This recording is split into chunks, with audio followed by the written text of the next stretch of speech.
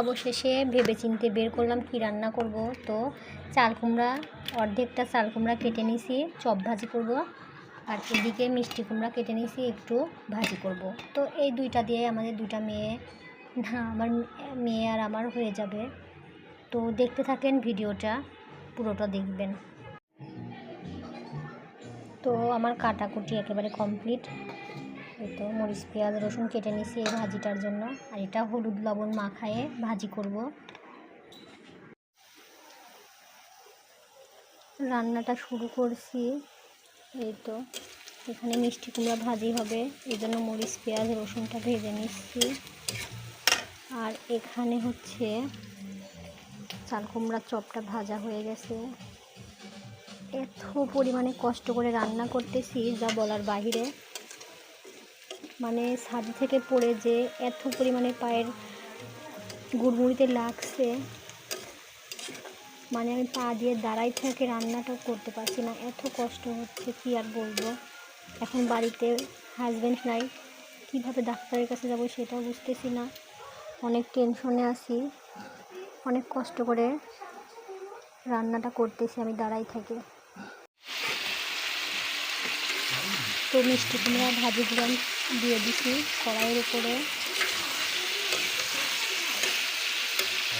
আমি মিষ্টি কুমড়া এভাবে মোটা মোটা করেই কাটি। মিষ্টি কুমড়াটা অনেক তাড়াতাড়ি গলে যায়, এই জন্য আমি এভাবেই কাটি। এভাবে কেটেই ভাজি করি তেলের উপরে দিয়ে। আমার এটা অনেক বেশি মজা লাগে। দেখেন গাইস, আমার ভাজিটা কত সুন্দর লোভনীয় হয়েছে, অনেক সুন্দর। আমার রান্নাটা সত্যি অনেক সুন্দর হয়। আপনারা আবার বলবেন যে আমি নিজের রান্নার প্রশংসা করতেছি, না একদম না, আমার রান্নার সত্যি অনেক সুন্দর টেস্ট হয়। মিষ্টি কুমড়া ভাজিটা অনেক টেস্ট হবে খেতে। তো গাইস, আমার সব রান্না শেষ। এই তো মিষ্টি কুমড়া ভাজিটা হয়ে গেছে, চাল কুমড়ার চপ। আজকের মতো আমার গরিবের রান্না এই পর্যন্তই। তো ভাতটাও আমি বেড়ে নিয়েছি থাল ভর্তি করে। আমি আর আমার মেয়ে খাবো, মেয়েকে আমার খাওয়াই দিতে হবে, ও হাত দিয়ে কখনোই ভাত খায় না। তো গরিবের পরিবারে আপনাদের দাওয়াত রইল, আপনারা খেতে চাইলে চলে আসেন। ভাজি দিয়ে ভাত,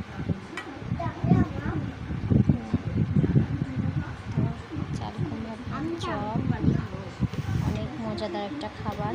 আর লেবু দিয়ে মিষ্টি কুমড়া ভাজিটা অনেক টেস্ট হয়। তো শুরু করতেছি খাবারটা। আজকের মতো এই পর্যন্তই। আল্লাহ হাফেজ সবাইকে।